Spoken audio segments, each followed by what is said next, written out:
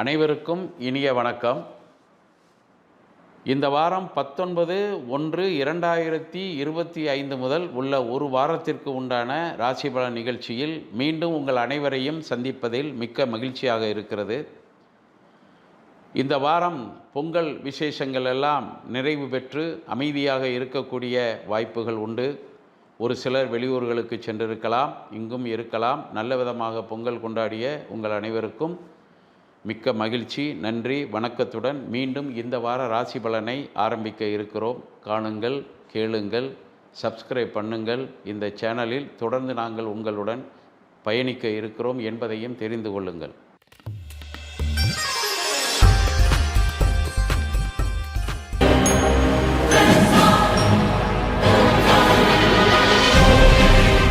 மேஷராசி நேயர்களே, ஆபத்திற்கு உதவியவர்களை நீங்கள் மறந்து இருக்கிறீர்கள் என்று தான் சொல்ல வேண்டும்.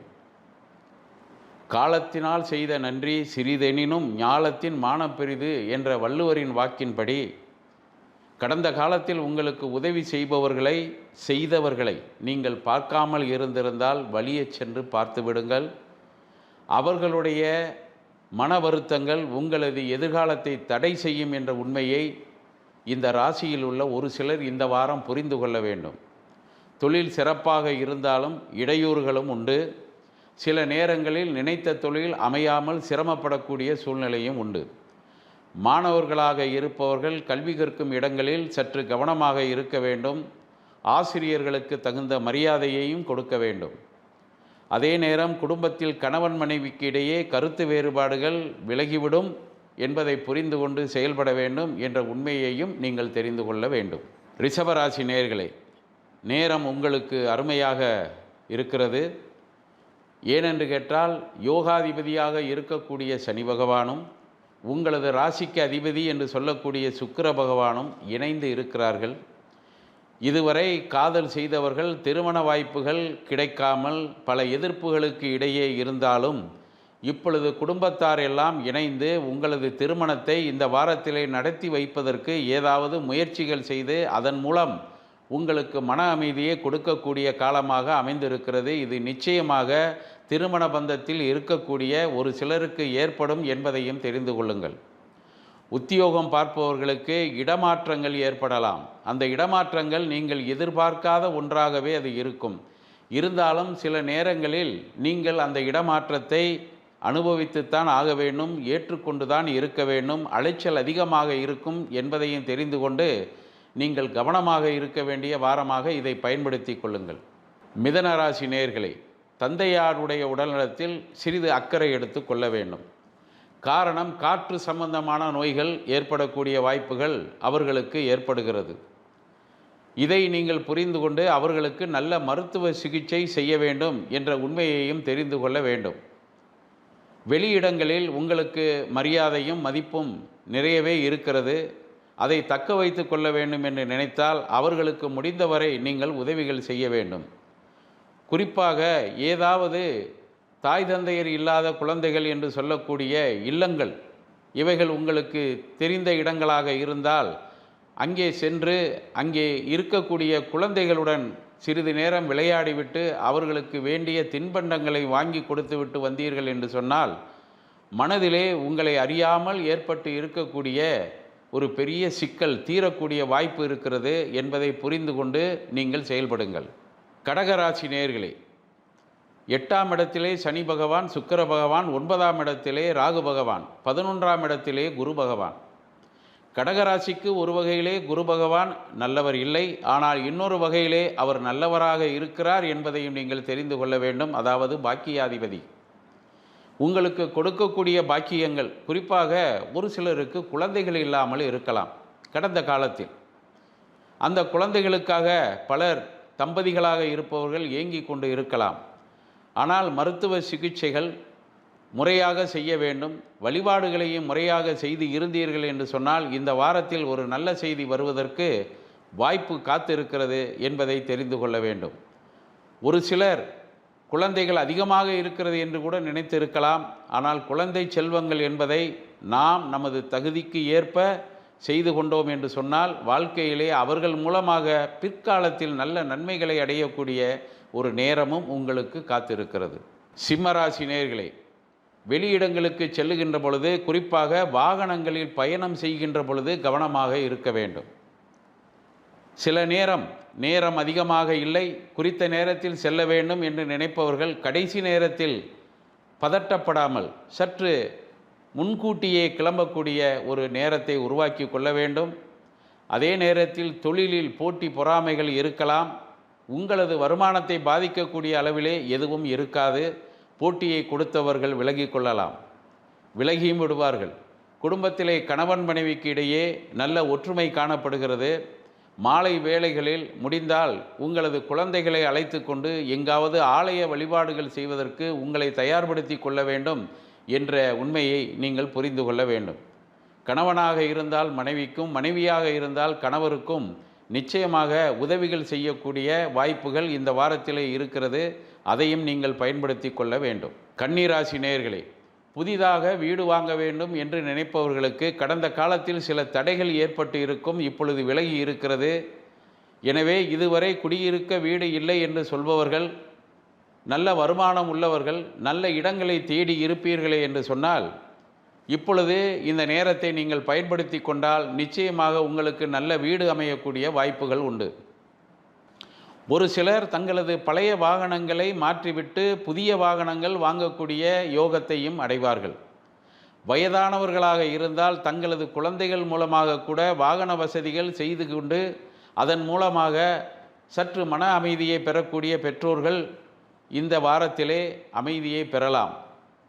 மேலும் குழந்தைகளுக்கு ஏதாவது திருமணங்கள் கடந்த காலத்தில் நடைபெறாமல் இருந்தால் இப்பொழுது குரு பகவானின் பார்வை இருக்கிறது, குடும்பத்திற்கே நல்லது நடக்கக்கூடிய ஒரு நேரமும் காத்திருக்கிறது என்பதை தெரிந்து கொண்டு திறமையாக செயல்படுவதற்கு உங்களை தயார் செய்து கொள்ளுங்கள். துலாம் ராசி நேயர்களே, 5ஆம் இடத்திலே யோகாதிபதி சனி பகவானும் உங்களது ராசிக்கு அதிபதி சுக்கிர பகவானும் அமைந்திருக்கிறார்கள். ஒரு வகையிலே நோயை உங்களுக்கு கொடுத்து அதை நிவர்த்தி செய்து இருந்தாலும் குடும்பத்திலே இப்பொழுது அமைதி ஏற்படுத்தக்கூடிய வாய்ப்புகள் உண்டு.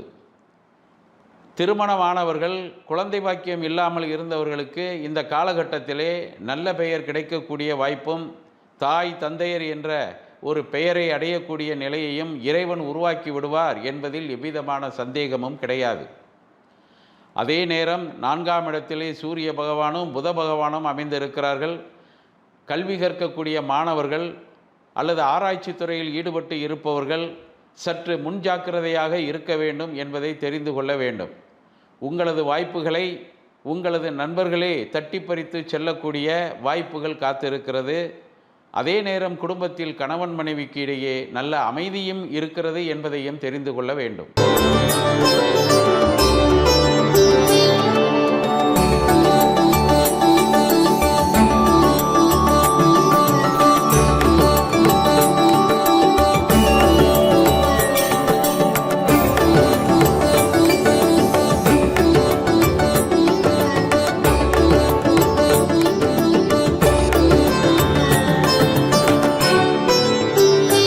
MS Gold, a lifetime investment.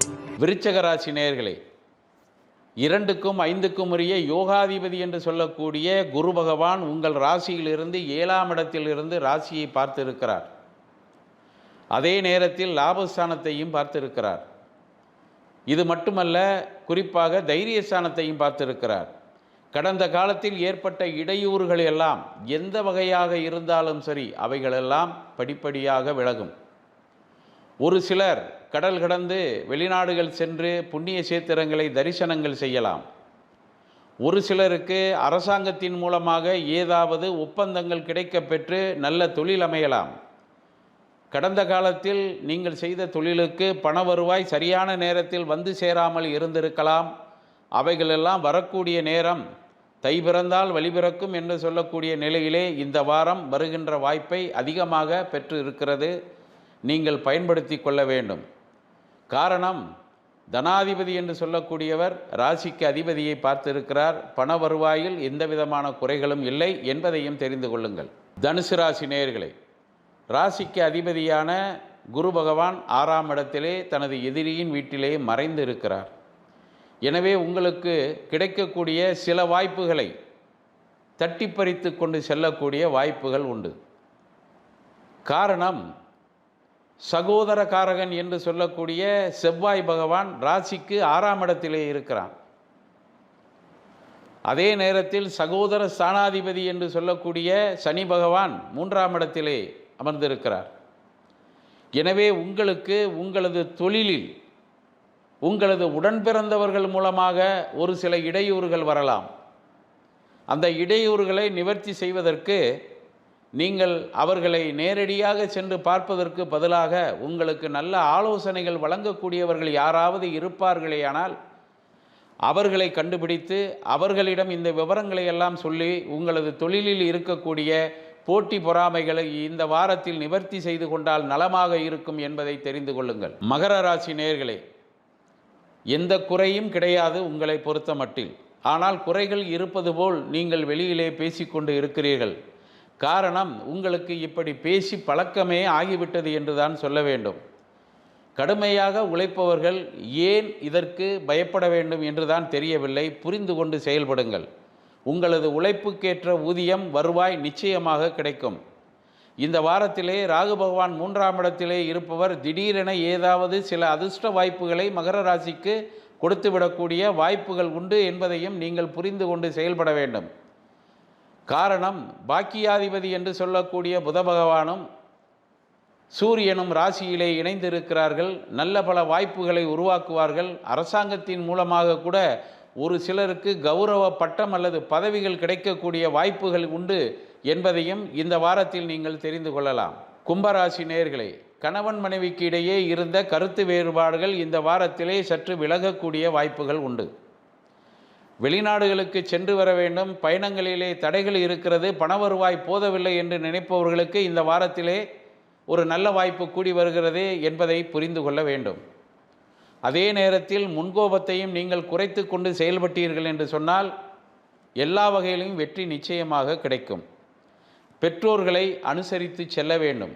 உடன் பிறந்தவர்களுக்கு உங்களால் முடிந்த உதவிகளை செய்ய வேண்டும். அதே நேரத்தில் யாருக்கு உதவிகள் செய்கிறீர்களோ அவர்களே சில நேரங்களில் உங்களுக்கு எதிரிகளாக கூட மாறக்கூடிய வாய்ப்புகள் உண்டு. ஆனால் எதிரிகளை சமாளிக்கலாம், துரோகிகளை நீங்கள் மன்னிக்கக்கூடாது என்பதை புரிந்து கொண்டு துரோகிகள் யார் என்று பார்த்து அவர்களிடம் இருந்து நீங்கள் விலகி கொண்டு செயல்பட்டீர்கள் என்று சொன்னால் இந்த வாரம் ஒரு அருமையான வாரமாக உங்களுக்கு அமைந்திருக்கிறது என்று தான் சொல்ல வேண்டும். மீனராசி நேயர்களே, இல்லாத நோய்களை இருப்பது போல் நினைத்து கொண்டு அதற்கு தேவையில்லாத மருந்துகளை எடுத்துக்கொள்ளக்கூடிய பழக்க வழக்கங்கள் இதிலே பல பேருக்கு இருக்கிறது என்று தான் இந்த வாரம் சொல்ல வேண்டும். காரணம், இது ஜலராசி என்று சொல்லக்கூடிய காரணத்தால் மனதிலே சலனங்கள் ஏற்பட்டு விடக்கூடிய வாய்ப்புகள் உண்டு. புத்தி ஸ்தானத்திலே அதுவும் ஜலராசியாக இருக்கிறது. அதிலே செவ்வாய் பகவான் அமர்ந்திருக்கிறார். இன்னும் ஒரு சிறு நாட்களில் அவர் விலக இருக்கிறார். அதாவது செவ்வாய் பகவான் வக்ரம் பெற்று மீண்டும் புதனுக்கு என்று சொல்லக்கூடிய மிதுன ராசிக்கு வர இருக்கிறார், புதனுடைய வீட்டுக்கு. எனவே மனக்கவலைகள் எல்லாம் நிச்சயமாக விலகும். நன்றாக ஓய்வெடுத்து கொள்ளுங்கள், உடற்பயிற்சி செய்யுங்கள். ஆண்களாக இருந்தாலும் பெண்களாக இருந்தாலும் குழந்தைகளாக இருந்தாலும் அவர்களுக்கெல்லாம் நல்ல காலம் காத்திருக்கிறது என்பதை நீங்கள் புரிந்து கொண்டு செயல்பட்டால் இந்த வாரம் ஒரு அபூர்வமான வாரமாகவும் இதுவரை கிடைக்காத வாரமாகவும் இருக்கும் என்பதை தெரிந்து கொள்ளுங்கள்.